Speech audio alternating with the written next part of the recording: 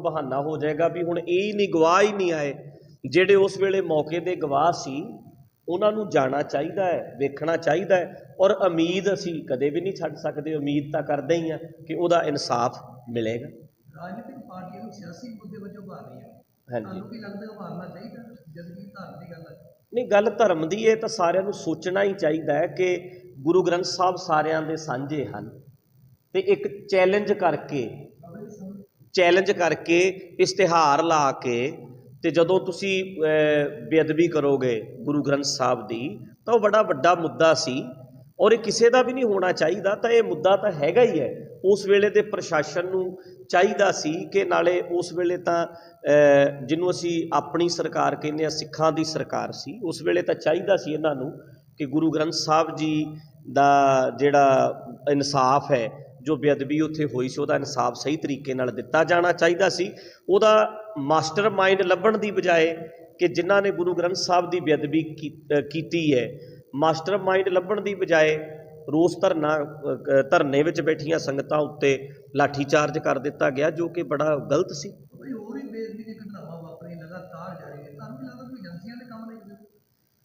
ਉਹ ਤਾਂ ਹੁਣ ਇਹਨਾਂ ਨੇ ਘੋਖ ਕਰਨੀ ਹੈ ਜੀ ਕਿ ਕੌਣ ਕਰਾ ਰਿਹਾ, ਇਹਦੇ ਪਿੱਛੇ ਕੌਣ ਹੋ ਸਕਦਾ। ਉਹ ਤਾਂ ਚਾਹੀਦਾ ਇਹਨਾਂ ਨੂੰ, ਏਜੰਸੀਆਂ ਹੀ ਹੋ ਸਕਦੀਆਂ ਨੇ ਜਾਂ ਕੋਈ ਕੁਛ ਵੀ ਹੋ ਸਕਦਾ। ਮਤਲਬ ਅਸੀਂ ਨਹੀਂ ਕਹਿ ਸਕਦੇ ਵੀ ਕੌਣ ਹੈ, ਪਰ ਇਹ ਤਾਂ ਸਰਕਾਰ ਨੂੰ ਲੱਭਣਾ ਚਾਹੀਦਾ ਸੀ। ਹਾਂਜੀ,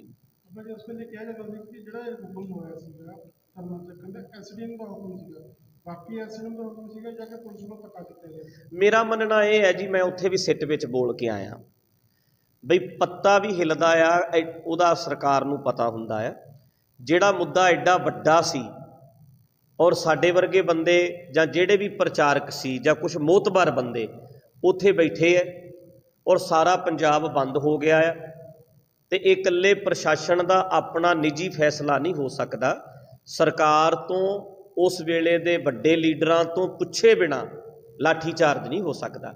ਜੇ ਲਾਠੀ ਚਾਰਜ ਹੋਇਆ, ਜੇ ਅਥਰੂ ਗੈਸ ਦੇ ਗੋਲੇ ਸਿੱਟੇ ਗਏ ਹੈ, ਜੇ ਉੱਥੇ ਜੋ ਵੀ ਹੋਇਆ ਉਹਦੇ ਵਿੱਚ ਇਹ ਨਹੀਂ ਹੋ ਸਕਦਾ ਕਿ ਉਸ ਵੇਲੇ ਦੇ ਪ੍ਰਮੁੱਖ ਲੀਡਰਾਂ ਨੂੰ ਇਹਦੇ ਬਾਰੇ ਪਤਾ ਨਾ ਹੋਵੇ।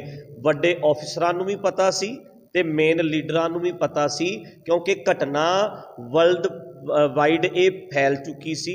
ਸਾਰੇ ਸੰਸਾਰ ਪੱਧਰ ਤੇ ਉਹਦਾ ਜ਼ਿਕਰ ਹੋ ਰਿਹਾ ਸੀ। ਕੱਲਾ ਸਿੱਖ ਉਦੋਂ ਰੌਲਾ ਪਾ ਰਿਹਾ ਸੀ, ਤਾਂ ਸਰਕਾਰ ਨੂੰ ਕਿਵੇਂ ਨਹੀਂ ਪਤਾ ਹੋਏਗਾ ਵੀ ਕੀ ਬਰਗਾੜੀ ਵਿੱਚ ਇੰਨੇ ਬੰਦੇ ਬੈਠੇ ਹੈ, ਕੌਣ ਬੰਦੇ ਬੈਠੇ ਹੈ, ਉਹਨਾਂ ਤੇ ਲਾਠੀ ਚਾਰਜ ਹੋਣ ਲੱਗਿਆ। ਇਹ ਉਹਨਾਂ ਨੂੰ ਸਾਰਾ ਪਤਾ ਹੋਏਗਾ, ਅੱਜ ਚਾਹੇ ਉਹ ਮੁੱਕਰ ਜਾਣ।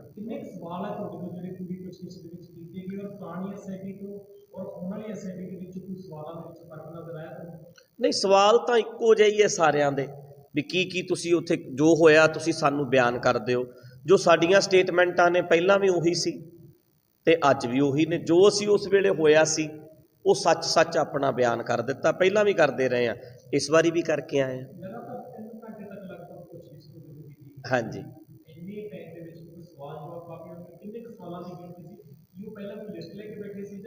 ਨਹੀਂ ਇੱਦਾਂ ਨਹੀਂ। ਉਹ ਖੁੱਲ੍ਹ ਕੇ ਹੌਲੀ ਸਮਝਣਾ ਚਾਹ ਰਹੇ ਸੀ, ਬਰੀਕੀਆਂ ਕਈ ਗੱਲਾਂ ਦੀਆਂ ਵੀ SGPC ਦਾ ਸਿਸਟਮ ਕੀ ਹੈ, ਜਾਂ ਜਿਹੜੇ ਆਪਾਂ ਕੁਝ ਪ੍ਰਚਾਰਕ ਨੇ ਜਿਹੜੇ ਲੌਜੀਕਲ ਗੱਲ ਕਰਦੇ ਨੇ, ਕੁਛ ਪ੍ਰਚਾਰਕ ਨੇ ਜਿਹੜੇ ਪੁਰਾਣੀਆਂ ਪਰੰਪਰਾਵਾਂ ਨੂੰ ਮੰਨਣ ਵਾਲੇ ਨੇ।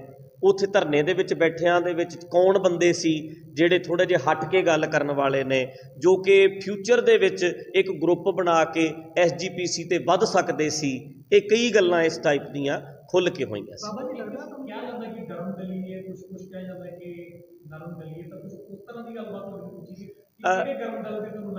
ਨਹੀਂ, ਇੱਦਾਂ ਦੀ ਗੱਲ ਉਹਨਾਂ ਨੇ ਨਹੀਂ ਕੀਤੀ। ਬਸ ਇਹੀ ਕਿਹਾ ਸੀ ਕਿ ਕਿਤੇ ਨਾ ਕਿਤੇ ਉਹ ਗੁੱਸਾ ਕਿਉਂ ਸੀ, ਜੋ ਮੈਂ ਵੀ ਮਹਿਸੂਸ ਕਰਦਾ ਕਿ ਸਾਡੇ ਵਰਗੇ ਬੰਦੇ ਹੈ, ਕੁਛ ਬੰਦੇ ਹੈਗੇ ਹੈ ਪ੍ਰਚਾਰਕ ਜਿਹੜੇ ਕਿ ਥੋੜ੍ਹੇ ਜਿਹੇ ਲੌਜਿਕ ਨਾਲ ਗੱਲ ਕਰਦੇ ਹੈ, ਯੰਗ ਜਨਰੇਸ਼ਨ ਵੱਲ ਵੇਖ ਕੇ ਵੀ ਜਿਹੜੇ ਉਹਨਾਂ ਨੂੰ ਅਸੀਂ ਧਰਮ ਵਾਲੇ ਪਾਸੇ ਲੈ ਕੇ ਆਈਏ, ਤੇ ਉਹਦੇ ਤੋਂ ਸਾਡੇ ਪਰੰਪਰਾਵਾਦੀ ਲੋਕ ਜਿਹੜੇ ਆ ਸਾਰੇ ਦੁਖੀ ਹੈਗੇ ਹੀ ਹੈ। ਜਿਹੜਾ ਗਰੁੱਪ ਉੱਥੇ ਬੈਠਾ ਸੀ, ਇੱਦਾਂ ਕਹਿ ਲਓ ਇਹਨਾਂ ਦੇ ਹਿਸਾਬ ਨਾਲ ਤਾਂ ਬੋਲ ਭੜਕਣੇ, ਉਹ ਹਰ ਗੱਲ ਮੂੰਹ 'ਤੇ ਬੋਲਦੇ ਹੈ, ਖੁੱਲ੍ਹ ਕੇ ਕਹਿ ਦਿੰਦੇ ਆ, ਲੀਡਰਾਂ ਨੂੰ ਵੀ ਕਹਿ ਦਿੰਦੇ ਆ, ਤੇ ਇਹਨਾਂ ਨੂੰ ਉਹ ਵੀ ਗੁੱਸਾ ਸੀ ਸਾਡੇ 'ਤੇ। ਬਾਬਾ ਜੀ, ਲੱਗਦਾ ਤੁਹਾਨੂੰ ਹੁਣ ਜਿਵੇਂ ਸਿੱਖ ਸੰਗਤ ਇਨਸਾਫ ਚਾਹ ਰਹੀ ਹੈ, ਜਿਹੜੀ ਸਿੱਟ ਬਣਾਈ ਹੈ, ਕਿ ਹੁਣ ਸਿੱਖ ਸੰਗਤ ਨੂੰ ਇਨਸਾਫ ਮਿਲੂਗਾ? ਕਿਉਂਕਿ ਲੰਬਾ ਅਰਸਾ ਤੋਂ ਬਾਅਦ ਇਹ ਸਿੱਟ ਬਣਾਈ ਜਾਂਦੀ ਹੈ ਅਜੇ ਤੱਕ ਕੋਈ ਸਿੱਟਾ ਨਹੀਂ ਨਿਕਲਿਆ। ਜਦੋਂ ਇਹ ਸਿੱਟ ਬਣਾਈਏ ਕੋਈ ਲੱਗਦਾ ਇਨਸਾਫ ਮਿਲਣਾ ਕੋਈ। ਉਮੀਦ ਜਿਹੜੀ ਪਹਿਲਾਂ ਮੈਂ ਗੱਲ ਕੀਤੀ ਹੈ ਵੀ ਉਮੀਦ ਤੇ ਦੁਨੀਆ ਕਾਇਮ ਹੈ, ਉਮੀਦ ਨਹੀਂ ਛੱਡਣੀ ਚਾਹੀਦੀ। ਜੇ ਅੱਜ ਅਸੀਂ ਕਹਿ ਦਈਏ ਜੀ ਸਾਨੂੰ ਇਹਦੇ ਤੋਂ ਇਹਨਾਂ ਤੋਂ ਵੀ ਕੋਈ ਉਮੀਦ ਨਹੀਂ, ਉਹਨਾਂ ਨੇ ਕਹਿਣਾ ਜੀ ਹੁਣ ਤੇ ਗਵਾਹ ਹੀ ਨਹੀਂ ਆ ਰਹੇ ਤੇ ਅਸੀਂ ਕੀ ਕਰੀਏ। ਇਸ ਕਰਕੇ ਅਸੀਂ ਉਮੀਦ ਕਰਦੇ ਹਾਂ ਕਿ ਹੁਣ ਇਹਦਾ ਕੋਈ ਚੰਗਾ ਰਿਜ਼ਲਟ ਨਿਕਲੇਗਾ। ਹਾਂਜੀ ਉਹ ਆਮ ਆਦਮੀ ਪਾਰਟੀ ਦੇ ਵਿੱਚ ਚਲੇ ਜਾਂਦੇ ਨੇ ਤਾਂ ਪੰਥ ਨੂੰ ਜਾਂ ਸਿੱਖ ਸੰਗਤ ਨੂੰ ਦੋ ਚਿੱਠੀ ਦੇ ਵਿੱਚ ਪਾਇਆ ਹੋਇਆ, ਉਹ ਇੱਕ ਪਾਸੇ ਨਹੀਂ ਜਾ ਰਹੇ। ਤੁਹਾਨੂੰ ਕੀ ਲੱਗਦਾ ਹੈ ਕਿ ਕਿਵੇਂ ਹੋਣਾ ਚਾਹੀਦਾ, ਇਨਸਾਫ ਕਿਵੇਂ ਮਿਲੂਗਾ ਜਾਂ ਇਹਦਾ ਪੈਰਾਮੀਟਰ ਕੀ ਹੋਣਾ ਚਾਹੀਦਾ? ਨਹੀਂ, ਪੈਰਾਮੀਟਰ ਤਾਂ ਦੇਖੋ ਮੈਂ ਤੁਹਾਨੂੰ ਪਹਿਲਾਂ ਹੀ ਕਹਿ ਕੇ ਹਟਿਆ ਵੀਰ ਜੀ ਕਿ ਚਾਹੇ ਕੋਈ ਪੱਥਰ ਤੇ ਵੀ ਸ਼ਰਧਾ ਬਣਾ ਕੇ ਬੈਠਾ ਨਾ, ਬਲੀਵ ਹੈ, 1000 ਬੰਦਾ ਆ ਟੇਬਲ ਨੂੰ ਮੱਥਾ ਟੇਕਦਾ ਹੈ ਤੇ ਮੈਨੂੰ ਨਹੀਂ ਚਾਹੀਦਾ ਕਿ ਮੈਂ ਇਸ ਟੇਬਲ ਨੂੰ ਲੱਤ ਮਾਰਾਂ, ਮੈਂ ਇਹਦੀ ਬੇਅਦਬੀ ਕਰਾਂ, ਕਿਉਂਕਿ ਉਹ ਸਤਿਕਾਰ ਕਰਦਾ ਹੈ। ਮੈਂ ਇਹ ਕਹਿ ਸਕਦਾ ਵੀ ਟੇਬਲ ਤੇ ਸ਼ਰਧਾ ਬਣਾਉਣੀ ਮਾੜੀ ਗੱਲ ਹੈ, ਫਰੀडम ਆਫ ਸਪੀਚ ਮੇਰਾ ਹੱਕ ਹੈ, ਪਰ ਬਲੀਵ ਹੈ ਜਿਹੜਾ ਉਹ ਅਗਲੇ ਦਾ ਹੱਕ ਹੈ, ਰਾਈਟ ਹੈ। ਉਹ ਇਹਨੂੰ ਰੱਬ ਮੰਨਣਾ ਚਾਹੁੰਦਾ ਟੇਬਲ ਨੂੰ ਤਾਂ ਮੰਨ ਲਵੇ, ਸਾਨੂੰ ਇਹਦੇ 'ਚ ਕੋਈ ਓਬਜੈਕਸ਼ਨ ਨਹੀਂ ਹੋਣਾ ਚਾਹੀਦਾ। ਮੈਂ ਬੋਲ ਸਕਦਾ, ਮੈਂ ਬਾਂਹ ਨਹੀਂ ਫੜ ਸਕਦਾ ਕਿਸੇ ਦੀ। ਸੋ ਉਹ ਜੋ ਹੋਇਆ ਸੀ ਉਹ ਮਾੜਾ ਸੀ, ਕਿਤੇ ਵੀ ਨਾ ਹੋਵੇ। ਤੇ ਇਹ ਹਰ ਇੱਕ ਦੀ ਬਲੀਵ ਦੀ ਰਾਖੀ ਕਰਨਾ ਹਰ ਗੌਰਮੈਂਟ ਦਾ ਫਰਜ਼ ਬਣਦਾ ਹੈ, ਪ੍ਰਸ਼ਾਸਨ ਦਾ ਫਰਜ਼ ਬਣਦਾ ਹੈ। ਉਹ ਇਕੱਲਾ ਮੇਰੀ ਗੱਲ ਨਹੀਂ ਕਿ ਅਸੀਂ ਗੁਰੂ ਗ੍ਰੰਥ ਸਾਹਿਬ ਕਰਕੇ ਕਹਿੰਦੇ ਆ, ਚਾਹੇ ਉਹ ਕੋਈ ਕਬਰ ਵੀ ਕਿਉਂ ਨਾ ਹੋਵੇ। ਮੈਂ ਟੇਬਲ ਦੀ ਗੱਲ ਕਰ ਰਿਹਾ ਨਾ ਜੀ, ਚਾਹੇ ਕਬਰ ਵੀ ਕਿਉਂ ਨਾ ਹੋਵੇ, ਇਹ ਹੱਕ ਬਣਦਾ, ਸਾਡਾ ਹੱਕ ਹੈ। ਅਸੀਂ ਕਿਸੇ ਚੀਜ਼ ਨੂੰ ਮੰਨਦੇ ਹਾਂ, ਉਹਦੀ ਬੇਅਦਬੀ ਕੋਈ ਨਾ ਕਰੇ।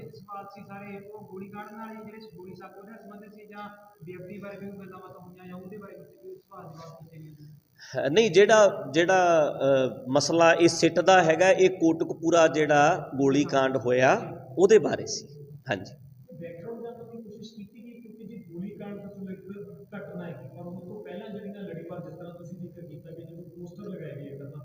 ਬੇਅਦਬੀ ਹੁੰਦੀ ਹੈ, ਪੋਸਟਰ ਲਗਾਏ ਜਾਂਦੇ ਨੇ, ਧਰਨੇ ਲੱਗਦੇ ਨੇ, ਉਸ ਤੋਂ ਬਾਅਦ ਐਟ ਦੀ ਐਂਡ ਅਸੀਂ ਕਹਿ ਸਕਦੇ ਕਿ ਗੋਲੀकांड ਦਾ ਜ਼ਿਕਰ ਹੁੰਦਾ ਹੈ। ਤਾਂ ਜਿਹੜੀ ਬੈਕਗਰਾਉਂਡ ਤਿਆਰ ਹੁੰਦੀ ਹੈ ਉਸ ਦੇ ਬਾਰੇ ਵੀ ਜ਼ਿਕਰ ਅੱਜ ਤੁਹਾਡੇ ਵੱਲੋਂ ਕੀਤਾ ਗਿਆ? ਨਹੀਂ, ਉਹਨਾਂ ਨੇ ਇਹੀ ਪੁੱਛਿਆ ਸੀ ਵੀ ਤੁਸੀਂ ਇਹ ਮਸਲਾ ਹੀ ਐਡਾ ਵੱਡਾ ਕਿਉਂ ਹੋਇਆ।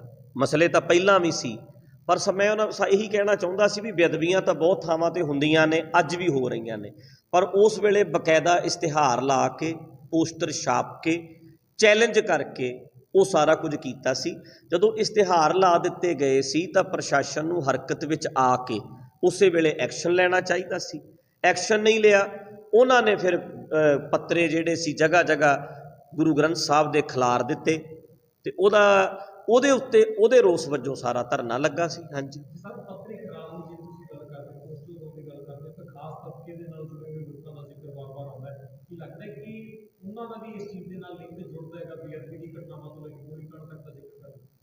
ਹਾਂ, ਉਹ ਤਾਂ ਫਿਰ ਜੇ ਉਹ ਤਾਂ ਸਾਹਮਣੇ ਆਊਗਾ ਹੀ ਜੀ। ਉਹ ਤਾਂ ਜਿੱਦਾਂ ਪਹਿਲਾਂ ਅੱਜ ਤੱਕ ਦੱਸਿਆ ਜਾਂਦਾ ਰਿਹਾ ਹੈ ਕਿ ਸਰਸੇ ਵਾਲਿਆਂ ਦੇ ਜਿਹੜੇ ਪ੍ਰੇਮੀ ਸੀ ਔਰ ਉਹਨਾਂ ਦਾ ਇਹਦੇ ਵਿੱਚ ਰੋਲ ਹੈਗਾ ਹੈ, ਉਹ ਤਾਂ ਪਤਾ ਲੱਗ ਜਾਣਾ ਆਉਣ ਵਾਲੇ ਸਮੇਂ ਵਿੱਚ। ਬਾਬਾ ਜੀ, ਵਿਰੋਧੀ ਕਹਿ ਰਹੇ ਜਿਹੜੀ ਸਿੱਟ ਬਣਾਈ ਹੋਈ ਹੈ, ਇਹ ਪੰਜਾਬ ਸਰਕਾਰ ਨੇ 2022 ਨੂੰ ਲੈ ਕੇ ਜਿਹੜਾ ਆਪਣੀ ਜਿਹੜੀ ਸਟ੍ਰੈਟਜੀ ਤਿਆਰ ਕੀਤੀ ਆ, ਉਹ 2022 ਦੇ ਵਿੱਚ ਯੂਜ਼ ਕਰ ਲਈ। ਕੀ ਸਮਝਦੇ ਤੁਸੀਂ? ਕੁਛ ਵੀ ਉਹ ਤਾਂ ਸੋਚਿਆ ਜਾ ਸਕਦਾ ਜੀ। ਉਹ ਤਾਂ ਇੱਕ ਦੂਜੇ ਦੇ ਉੱਤੇ ਰਾਜਨੀਤਿਕ ਪਾਰਟੀਆਂ ਨੂੰ ਕਹਿਣਾ ਹੀ ਹੁੰਦਾ, ਉਹਨਾਂ ਨੇ ਸਾਰੇ ਕਹਿ ਰਹੇ ਆ। ਹਾਂਜੀ, 2017 ਦੇ ਇਲੈਕਸ਼ਨ ਦੇ ਵਿੱਚ ਇਹ ਮੁੱਦਾ ਕਾਫੀ ਭਾਰੀ ਰਹੇਗਾ, ਚਾਹੇ ਅਸੀਂ ਡਾਇਰੈਕਟ ਦੀ ਗੱਲ ਕਰੀਏ, ਦੂਸਰਾ ਬੇਅਦਬੀਆਂ ਦਾ ਔਰ ਗੋਲੀकांड ਦਾ। 2022 ਦੇ ਇਲੈਕਸ਼ਨ ਆ ਗਏ, ਕੈਪਟਨ ਅਮਰਿੰਦਰ ਸਿੰਘ ਕਹਿ ਰਹੇ 4 ਹਫ਼ਤਿਆਂ 'ਚ ਇਨਸਾਫ ਦਿਵਾਵਾਂਗੇ। 22 ਤੋਂ 6 ਮਹੀਨੇ ਪਹਿਲਾਂ ਆ ਕੇ ਫਿਰ ਉਹੀ ਤਰ੍ਹਾਂ ਉਸੇ ਤਰ੍ਹਾਂ ਮੁੱਦੇ ਨੂੰ ਇੱਕ ਵਾਰ ਫਿਰ ਉਛਾਲਿਆ ਜਾ ਰਿਹਾ। ਕੀ ਲੱਗਦਾ ਕਿ ਸਰਕਾਰਾਂ ਵੱਲੋਂ ਵੀ ਇੱਕ ਤਰੀਕੇ ਦੇ ਨਾਲ ਇਲੈਕਸ਼ਨ ਦੇ ਤੌਰ 'ਤੇ ਇਸ ਏਜੰਡੇ ਨੂੰ ਵਰਤਿਆ ਜਾਂਦਾ? ਨਹੀਂ, ਸਾਰੇ ਏਜੰਡੇ ਇਹਨਾਂ ਨੇ ਵਰਤਨੇ ਹੁੰਦੇ ਆ, ਪਰ ਇਹਨਾਂ ਨੂੰ ਗੁਰੂ ਗ੍ਰੰਥ ਸਾਹਿਬ ਵਾਲਾ ਜਿਹੜਾ ਏਜੰਡਾ ਆ ਇਹਨੂੰ ਨਹੀਂ ਵਰਤਣਾ ਚਾਹੀਦਾ। ਜੇ ਇਹਨਾਂ ਨੇ ਕਸਮਾਂ ਖਾਧੀਆਂ ਨੇ ਜਾਂ ਜੇ ਇਹਨਾਂ ਨੇ ਕਿਹਾ ਸੀ ਕਿ ਅਸੀਂ ਬਰਗਾੜੀ ਦਾ ਇਨਸਾਫ ਦਿਵਾਵਾਂਗੇ ਤਾਂ ਉਹ ਦੇਣਾ ਚਾਹੀਦਾ ਹੈ। ਬਾਬਾ ਕੀ ਲੱਗਦਾ ਨਵੀਂ ਸਿੱਟ ਇਨਸਾਫ ਦੇ ਪਾਏਗੀ? ਸਿੱਖ ਸਮੁਦਾਇ ਕੀ ਲੱਗਦਾ ਸਿੱਟ ਦੀ ਜਿਹੜੀ ਕੰਮਕਾਜ ਹੈ ਤੁਹਾਡੇ ਨਾਲ ਗੱਲਬਾਤ ਕੀਤੀ, ਲੱਗਦਾ ਕੋਈ ਹੈ ਇਹਨਾਂ ਦੇ ਅੰਦਰ ਕੰਮ ਵੀ ਸਿੱਖ ਸਮੁਦਾਇ ਦੇ ਜਿਹੜੇ ਲੋਕ ਨੇ ਉਹਨਾਂ ਨਾਲ ਜੁੜੇ ਹੋਏ ਨੇ ਮਤਲਬ ਇਨਸਾਫ? ਮੈਂ ਪਹਿਲਾਂ ਵੀ ਬੋਲ ਚੁੱਕਿਆ ਜੀ ਤੁਹਾਡੇ ਆਉਣ ਤੋਂ ਵੀ ਉਮੀਦ ਤੇ ਦੁਨੀਆ ਕਾਇਮ ਹੈ। ਪਹਿਲਾਂ 3 ਵਾਰ ਅੱਗੇ ਬਿਆਨ ਦੇ ਕੇ ਆਏ ਆ, 3 ਵਾਰ ਸਿੱਟ ਬਣੀ ਹੈ, ਹੁਣ 4ਥੀ ਵਾਰ ਬਣੀ ਹੈ। ਤੇ ਇਸ ਕਰਕੇ ਅਸੀਂ ਤਾਂ ਉਮੀਦ ਹੀ ਕਰ ਸਕਦੇ ਹਾਂ। ਹੁਣ ਜੇ ਇਹ ਨਹੀਂ ਕਹਿ ਸਕਦੇ ਵੀ ਸਾਨੂੰ ਉਮੀਦ ਕੋਈ ਨਹੀਂ, ਅਸੀਂ ਇਹਨਾਂ ਸਾਹਮਣੇ ਜਾਣਾ ਨਹੀਂ, ਜੇ ਅਸੀਂ ਇਹ ਕਵਾਂਗੇ ਤਾਂ ਫਿਰ ਤਾਂ ਉਹਨਾਂ ਕੋਲ ਖੁੱਲ੍ਹਾ ਸੌਖਾ ਹੋ ਗਿਆ ਉਹਨਾਂ ਲਈ ਵੀ ਗਵਾਹ ਹੀ ਨਹੀਂ ਆਏ, ਅਸੀਂ ਕੀ ਕਰੀਏ, ਸਿੱਟ ਅੱਗੇ ਤੋਂ ਬਣੇਗੀ ਹੋਈ ਨਹੀਂ। ਅਸੀਂ ਆਪਣੀ ਜੋ ਸੱਚ ਉੱਥੇ ਹੋਇਆ, ਜੋ ਵੇਖਿਆ, ਉਹ ਜਾ ਕੇ ਇਹਨਾਂ ਦੇ ਸਾਹਮਣੇ ਰੱਖ ਦਿੰਦੇ ਆ। ਸਾਰੀ ਦੁਨੀਆ ਵੀ ਵੇਖ ਰਹੀ ਹੈ ਵੀ ਸਿੱਟ ਵੀ ਬਣੀ ਸੀ, ਗਵਾਹ ਭੁਗਤੇ ਸੀ, ਫਿਰ ਸਿੱਟ ਬਣੀ ਸੀ, ਫਿਰ ਗਵਾਹ ਭੁਗਤੇ ਸੀ, ਫਿਰ ਸਿੱਟ ਬਣੀ ਸੀ, ਫਿਰ ਗਵਾਹ ਭੁਗਤੇ ਸੀ, ਹੁਣ ਫਿਰ ਸਿੱਟ ਬਣੀ ਹੈ, ਹੁਣ ਫਿਰ ਗਵਾਹ ਭੁਗਤ ਰਹੇ ਹੈ। ਉਹ ਸਾਰੇ ਲੋਕ ਵੇਖ ਰਹੇ ਹੈ। ਤੇ ਜੇ ਨਹੀਂ ਕੋਈ ਇਨਸਾਫ ਹੋਏਗਾ ਤਾਂ ਵੀ ਲੋਕ ਵੇਖ ਲੈਣਗੇ। ਫਿਰ ਅਗਲੀ ਕਚਹਿਰੀ ਹੁੰਦੀ ਹੈ ਜਨਤਾ ਦੀ ਕਚਹਿਰੀ। ਡੈਮੋਕ੍ਰੇਸੀ ਵਿੱਚ ਇੱਕ ਜੱਜ ਹੈ, ਇੱਕ ਉਹ ਕਚਹਿਰੀ ਲੱਗਦੀ ਹੈ, ਫਿਰ ਜਨਤਾ ਦੀ ਕਚਹਿਰੀ ਲੱਗਦੀ ਹੈ। ਬੇਰਾਵਾਦ ਜਿਹੜੀ ਪੰਜਾਬ ਦੀ ਰਾਜਨੀਤੀ ਨੂੰ ਦਰਜਨੇ ਬੇਰਾਵਾਦ ਨਾਲ ਜੋੜਿਆ, ਹਾਂਜੀ 2022 ਦੀਆਂ ਚੋਣਾਂ ਇੱਕ ਜਿੱਤਣੀਆਂ, ਹਾਂਜੀ। ਕਿੱਦਾਂ ਦੀ ਅਪੀਲ ਕਰਨਾ ਚਾਹੋਗੇ ਲੋਕਾਂ ਨੂੰ, ਕਿੱਦਾਂ ਦਾ ਲੋਕਤੰਤਰ ਕਿੱਦਾਂ ਦਾ ਹੋਣਾ ਚਾਹੀਦਾ? ਹਾਂ, ਲੋਕਤੰਤਰ ਵਾਸਤੇ ਤਾਂ ਗੱਲ ਕਲੀਅਰ ਹੈ ਜੀ ਕਿ ਅਸੀਂ ਖੁਦ ਸਿਆਣੇ ਹੋਈਏ, ਚਾਹੇ ਉਹ ਕੋਈ ਹੋਵੇ। ਅਸੀਂ ਬੋਤਲਾਂ ਦੇ ਉੱਤੇ ਨਾ ਵਿਕੀਏ, ਆਪਣੇ ਆਪ ਨੂੰ ਨਾ ਵੇਚੀਏ। ਜਦੋਂ ਅਸੀਂ ਆਪਣੀ ਵੋਟ ਵੇਚ ਦਿੰਦੇ ਹਾਂ ਤਾਂ ਆਪਣੀ ਜ਼ਮੀਰ ਵੇਚ ਦਿੰਦੇ ਹਾਂ। ਸਾਨੂੰ ਸੋਚਣਾ ਚਾਹੀਦਾ, ਸਮਝਦਾਰ, ਇਮਾਨਦਾਰ, ਮਿਹਨਤੀ ਲੀਡਰ ਜਿਹੜੇ ਹੈ ਉਹ ਅੱਗੇ ਲੈ ਕੇ ਆਉਣੇ ਚਾਹੀਦੇ ਆ, ਜਿਹੜੇ ਸਾਡਾ ਲੋਕਾਂ ਦਾ ਭਲਾ ਕਰ ਸਕਣ, ਕੁਝ ਕਰ ਸਕਣ। ਹਾਂਜੀ, ਜਿਹੜਾ ਨੌਜਵਾਨਾਂ ਨੂੰ ਰੁਜ਼ਗਾਰ ਦੇ ਸਕਣ। ਲੋਕਾਂ ਨੂੰ ਭਿਖਾਰੀ ਬਣਾਉਣ ਦੀ ਬਜਾਏ ਰੁਜ਼ਗਾਰ ਦਿੱਤਾ ਜਾਵੇ। ਅਗਲਾ ਇੱਜ਼ਤ ਨਾਲ, ਅਣਖ ਨਾਲ, ਭਿਖਾਰੀ ਬਣ ਕੇ ਨਹੀਂ, ਇੱਜ਼ਤਦਾਰ ਬਣ ਕੇ, ਸਿਰ ਉੱਚਾ ਕਰਕੇ ਆਪਣੀ ਜ਼ਿੰਦਗੀ ਜੀਵੇ। ਬੱਚਿਆਂ ਨੂੰ ਰੁਜ਼ਗਾਰ ਜਿਹੜੀ ਵੀ ਪਾਰਟੀ ਦਿੰਦੀ ਹੈ ਜਾਂ ਜਿਹੜੇ ਵੀ ਬੰਦੇ ਅੱਗੇ ਲੱਗਦੇ ਆ ਉਹਨਾਂ ਨੂੰ ਅੱਗੇ ਲਾਉਣਾ ਚਾਹੀਦਾ ਸਾਨੂੰ। ਬਾਕੀ ਇਹ ਲੋਕਾਂ ਨੇ ਸੋਚਣਾ ਕਿ ਉਹ ਆਪ ਸਿਆਣੇ ਬਣਨ ਔਰ ਸਿਆਣੇ ਲੀਡਰ ਚੁਣ। ਅਸੀਂ ਉੱਦਾਂ ਦੀ ਸਰਕਾਰ ਹੀ ਸਾਨੂੰ ਮਿਲਦੀ ਹੈ ਜਿੱਦਾਂ ਦਾ ਅਸੀਂ ਡਿਜ਼ਰਵ ਕਰਦੇ ਹਾਂ। ਹਰ ਕੌਮ ਨੂੰ, ਹਰ ਦੇਸ਼ ਨੂੰ ਉੱਦਾਂ ਦੀ ਸਰਕਾਰ ਹੀ ਮਿਲਦੀ ਹੈ ਜਿੱਦਾਂ ਦੀ ਲੋਕ ਡਿਜ਼ਰਵ ਕਰਦੇ ਹੈ। ਜੇ ਅਸੀਂ ਕਹਿੰਦੇ ਹਾਂ ਸਾਡੀਆਂ ਸਰਕਾਰਾਂ ਮਾੜੀਆਂ ਰਹੀਆਂ ਨੇ, ਇਹਦਾ ਮਤਲਬ ਜਿਨ੍ਹਾਂ ਨੇ ਚੁਣੇ ਨੇ ਉਹ ਮਾੜੇ ਹਨ। ਅਤੇ ਜੇ ਉਹ ਚਾਹੁੰਦੇ ਹੈ ਕਿ ਸਰਕਾਰਾਂ ਚੰਗੀਆਂ ਹੋਣ, ਸਿਸਟਮ ਚੰਗਾ ਹੋਵੇ, ਤੇ ਆਪ ਚੰਗੇ ਬਣਨਾ ਪੈਣਾ। ਬੋਤਲਾਂ 'ਤੇ ਵਿਕਣਾ ਛੱਡ ਦਈਏ। ਅਸੀਂ ਖੁਦ ਸੋਚੀਏ, ਆਪਣੇ ਬੱਚਿਆਂ ਦੇ ਭਵਿੱਖ ਬਾਰੇ ਸੋਚੀਏ ਤੇ ਪੰਜਾਬ ਬਾਰੇ ਸੋਚੀਏ। ਬਾਬਾ ਜੀ ਦੀਵਾਨ ਬਾਰੇ ਕੀ ਹੈ ਕੋਈ ਪਲਾਨ? ਕਿਉਂਕਿ ਦੀਵਾਨ ਤੁਸੀਂ ਪਿੱਛੇ ਬੰਦ ਕਰਦੇ ਗਏ ਸੀ। ਹਾਂਜੀ, ਨਹੀਂ ਦੇਖੋ, ਜੇ ਮੇਰੇ ਜਾਣ ਕਰਕੇ ਸਾਡਾ ਟਕਸਾਲੀ ਗਰੁੱਪ ਰੌਲਾ ਪਾਉਂਦਾ ਹੈ, ਪੱਗਾਂ ਲਾਉਂਦਾ ਹੈ, ਅਤੇ 1000 ਬੰਦਾ ਪੁਲਿਸ ਦਾ ਲੱਗਦਾ ਹੈ, ਉਹ ਮੈਨੂੰ ਨਹੀਂ ਲੱਗਦਾ ਕਿ ਮੈਂ ਇਹੋ ਜਿਹੇ ਮਾਹੌਲ ਵਿੱਚ ਪ੍ਰੋਗਰਾਮ ਕਰ ਸਕਦਾ। ਬਹੁਤ ਮੈਨੂੰ ਤਾਂ ਬਹੁਤ ਕਹਿੰਦੇ ਨੇ ਕਿ ਤੁਸੀਂ ਪ੍ਰੋਗਰਾਮ ਕਰੋ, ਪਰ ਮੈਂ ਆਪਣਾ ਪ੍ਰੋਗਰਾਮ ਇੱਥੇ ਕਰਦਾ। ਮੈਂ ਨਹੀਂ ਚਾਹੁੰਦਾ ਕਿ ਕਿਸੇ ਸਿੱਖ ਦਾ ਕਤਲ ਹੋਵੇ, ਕੋਈ ਰੌਲਾ ਪਵੇ, ਕੋਈ ਲੜਾਈ ਪਵੇ। ਉਹਦੇ ਨਾਲੋਂ ਚੰਗਾ ਤੁਸੀਂ ਆਪਣੇ ਘਰ ਬੈਠ ਜਾਓ। ਮੈਂ ਆਪਣੇ ਘਰ ਬੈਠਾ ਇੱਥੇ ਆਪਣਾ ਪ੍ਰੋਗਰਾਮ ਕਰ ਲੈਂਦਾ, ਪਰ ਜੇ ਮੈਂ ਜਾਊਂਗਾ ਤਾਂ ਕੋਈ ਰੌਲਾ ਪਊਗਾ। ਰੌਲਾ ਪਏਗਾ ਤਾਂ ਸਿੱਖ ਲੜਦੇ ਚੰਗੇ ਨਹੀਂ ਲੱਗਦੇ। ਇੱਕ ਮਸਲਾ ਹੋਰ ਸੋਸ਼ਲ ਮੀਡੀਆ ਦੇ ਉੱਤੇ ਕਾਫੀ ਗਰਮਾਇਆ ਹੋਇਆ ਹੈ ਕਿ ਕਿਸੇ ਦੇ ਕੋਲ ਵੱਡੀ ਮਾਤਰਾ ਦੇ ਵਿੱਚ ਨਸ਼ੀਲੇ ਪਦਾਰਥ ਬਰਾਮਦ ਹੋਏ ਨੇ, ਉਹਨਾਂ ਦਾ ਜਿਹੜਾ ਲਿੰਕ ਜੋੜਿਆ ਜਾ ਰਿਹਾ ਪਰਮੇਸ਼ਰਦਵਾਰ ਦੇ ਨਾਲ ਜੋੜਿਆ ਜਾ ਰਿਹਾ। ਹਾਂਜੀ, ਹੁਣ ਇੱਥੇ ਤੁਸੀਂ ਸਾਰੇ ਬੰਦੇ ਆਏ ਹੋਏ ਬੈਠੇ ਹੋ ਮੇਰੇ ਕੋਲ, ਤੁਹਾਡੇ ਵਿੱਚੋਂ ਕੱਲ੍ਹ ਨੂੰ ਕੋਈ ਬਲਾਤਕਾਰ ਦੇ ਵਿੱਚ ਫਸ ਜਾਂਦਾ, ਉਹਦੇ ਵਿੱਚ ਮੈਂ ਦੋਸ਼ੀ ਨਹੀਂ ਨਾ ਹੋ ਜਾਂਦਾ। ਕੋਈ ਵੀ ਵੀਰ ਮੇਰੇ ਨਾਲ ਸਿਕਿਉਰਿਟੀ ਕਰਨ ਆ ਸਕਦਾ ਹੈ, ਸੇਵਾ ਕਰਨ ਵਾਸਤੇ ਆ ਸਕਦਾ ਹੈ। ਉਸ ਤੋਂ ਬਾਅਦ ਉਸ ਬੰਦੇ ਦਾ ਅੱਗੇ ਭਤੀਜਾ ਡੱਗ ਵਿੱਚ ਫਸ ਜਾਂਦਾ ਹੈ, ਤਾਂ ਇਹਦਾ ਮਤਲਬ ਉਹ ਦੋਸ਼ੀ ਨਹੀਂ ਜਾਂ ਫਿਰ ਮੈਂ ਦੋਸ਼ੀ ਨਹੀਂ ਹੋ ਜਾਂਦਾ। ਬਾਕੀ ਅੰਡਰ ਟਰਾਇਲ ਹੈ। ਜੇ ਉਹ ਬੰਦੇ ਨੇ ਗਲਤੀ ਕੀਤੀ ਹੋਏਗੀ ਉਹਦੀ ਉਹਨੂੰ ਸਜ਼ਾ ਮਿਲ ਜਾਏਗੀ, ਅਤੇ ਜੇ ਠੀਕ ਹੋਏਗਾ ਤਾਂ ਬਚ ਕੇ ਨਿਕਲ ਆਏਗਾ। ਇਹਦੇ ਵਿੱਚ ਆਪਾਂ ਦੋਸ਼ੀ ਨਹੀਂ ਹੁੰਦੇ। ਹਜ਼ਾਰਾਂ ਲੋਕ ਫੋਟੋਆਂ ਖਿਚਾਉਂਦੇ ਹੈ, ਆਪਾਂ ਇਕੱਲੇ ਇਕੱਲੇ ਦੀ ਇੱਦਾਂ ਥੋੜ੍ਹਾ ਕਰਦੇ ਹਾਂ ਵੀ ਤੂੰ ਕਿੱਥੋਂ ਆਇਆ ਹੈ ਜਾਂ ਕੱਲ੍ਹ ਨੂੰ ਤੂੰ ਕੀ ਕਰੇਗਾ, ਆਪਾਂ ਗਰੰਟੀ ਨਹੀਂ ਲੈ ਸਕਦੇ। ਮੈਂ ਆਪਣੇ ਸਕੇ ਭਰਾ ਭਤੀਜੇ ਦੀ ਵੀ ਗਰੰਟੀ ਨਹੀਂ ਲੈ ਸਕਦਾ। ਮੈਂ ਬਾਹਰਲਿਆਂ ਦੀ, ਮੈਂ ਆਪਣੀ ਗੱਲ ਕਰ ਸਕਦਾ, ਆਪਣੇ ਭਰਾ ਦੀ ਵੀ ਗੱਲ ਨਹੀਂ ਕਰ ਸਕਦਾ। ਇੱਕ ਤੁਸੀਂ ਗੱਲ ਕੀਤੀ ਕਿ ਟਕਸਾਲ ਬਾਰੇ ਗੱਲ ਕੀਤੀ ਜਾਂ ਤੁਹਾਡਾ ਆਪਸ ਵਿੱਚ ਜਿਹੜਾ ਵਿਵਾਦ ਚੱਲ ਰਿਹਾ, ਕਿ ਦੋਨੇ ਤਰ੍ਹਾਂ ਦੇ ਵੱਲੋਂ ਕਦੇ ਕੋਸ਼ਿਸ਼ ਨਹੀਂ ਕੀਤੀ ਗਈ ਕਿ ਹਾਂ ਇੱਕ ਬੈਠ ਕੇ ਸਿਰ ਜੋੜ ਕੇ ਬੈਠ ਕੇ ਇਹਨਾਂ ਮਸਲੇ ਨੂੰ ਸੁਲਝਾਇਆ ਜਾਵੇ ਕਿ ਸਾਡਾ ਆਪਸ ਦੇ ਵਿੱਚ ਰੌਲਾ ਕੀ ਹੈ। ਇਹ ਲੋਕ ਦੋ ਜਿੱਤੀ ਦੇ ਵਿੱਚ ਪੈ ਰਹੇ ਨੇ ਕਿ ਸਹੀ ਕੌਣ ਹੈ, ਤੁਸੀਂ ਸਹੀ ਕਹਿ ਰਹੇ ਹੋ, ਟਕਸਾਲ ਸਹੀ ਕਹਿ ਰਹੀ ਹੈ, ਜਾਂ ਕਿਸੇ ਜਥੇਬੰਦੀ। ਪਰ ਕਤਲ, ਮੇਰੀ ਸੁਣਿਓ ਗੱਲ, ਵਿਚਾਰਾਂ ਦੇ ਮਤਭੇਦ ਲੱਖ ਹੋ ਸਕਦੇ ਨੇ, ਪਰ ਬੰਦਾ ਮਾਰਨਾ ਤਾਂ ਕਦੇ ਵੀ ਸਹੀ ਨਹੀਂ। ਕਿਸੇ ਦਾ ਬੰਦਾ ਮਾਰਨਾ ਤਾਂ ਸਹੀ ਨਹੀਂ। ਛਬੀਲ ਲਾ ਕੇ ਸ਼ਰੇਆਮ ਬੰਦਾ ਮਾਰਨਾ ਤਾਂ ਗਲਤ ਰਹੂਗਾ ਨਾ ਜੀ। ਤੇ ਆਪਾਂ ਇਦਾਂ ਦਾ ਕੋਈ ਕੰਮ ਕੀਤਾ? ਅੱਜ ਤੱਕ ਨਹੀਂ ਕੀਤਾ। ਸਿੱਖ ਲੜਨਾ ਪੈਣਾ, ਆਪਾਂ ਸਟੇਜਾਂ ਵੀ ਛੱਡਤੀਆਂ, ਦੀਵਾਨ ਵੀ ਬੰਦ ਕਰਤੇ, ਮੈਂ ਆਪਣੇ ਘਰ ਬਹਿ ਗਿਆ, ਸਭ ਕੁਝ ਛੱਡ ਕੇ ਘਰ ਬੈਠ ਗਿਆ ਨਾ।